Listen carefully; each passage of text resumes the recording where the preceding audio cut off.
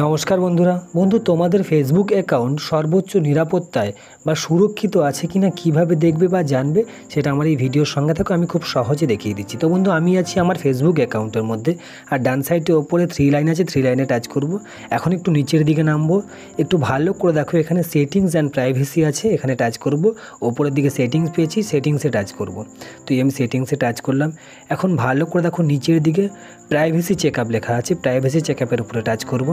তো আমি প্রাইভেসি চেকআপের উপরে টাচ করলাম। এখানে দেখো how to keep your account secure লেখা আছে, তো এখানে টাচ করব how to keep your account secure. তো টাচ করতে এখানে কন্টিনিউ বলছে। তো বন্ধু তোমাদের রিভিউ লেখা থাকতে পারে, তো আমার কন্টিনিউ বলছে, আমি কন্টিনিউর উপরে টাচ করব। তোমরা রিভিউর উপরে টাচ করবে, তো তোমরা রিভিউ করে নেবে। আমি কন্টিনিউতে টাচ করলাম। টাচ করতে বাঁ সাইডের নিচে নেক্সট আছে, নেক্সটে টাচ করব। তো আমি নেক্সটের উপরে টাচ করে দিলাম। আবারও নিচের দিকে ভালো করে দেখো নেক্সট লেখা দেখতে পাচ্ছি, নেক্সটে টাচ করে দেবো। তো আমি নেক্সটে টাচ করে দিলাম। তো এখন ভালো করে দেখো ওপরে ফেসবুক এবং নিচে ইমেল। তো বন্ধু ফেসবুকটা মানে ফেসবুক নোটিফিকেশানটা আমার অফ আছে, তো এই দুটো সেটিংস অবশ্যই অন থাকা প্রয়োজন। তো একটা আমি অন করে নিলাম, মানে ফেসবুক নোটিফিকেশানটা আমি অন করে নিলাম। এখন নিচের দিকে নেক্সট আছে, অবশ্যই আমরা নেক্সটে টাচ করে নেবো। তো আমি নেক্সটের উপরে টাচ করলাম। টাচ করতে একটু ভালো করে দেখো ওপরে লেখা আছে ইউ আর অল সেট।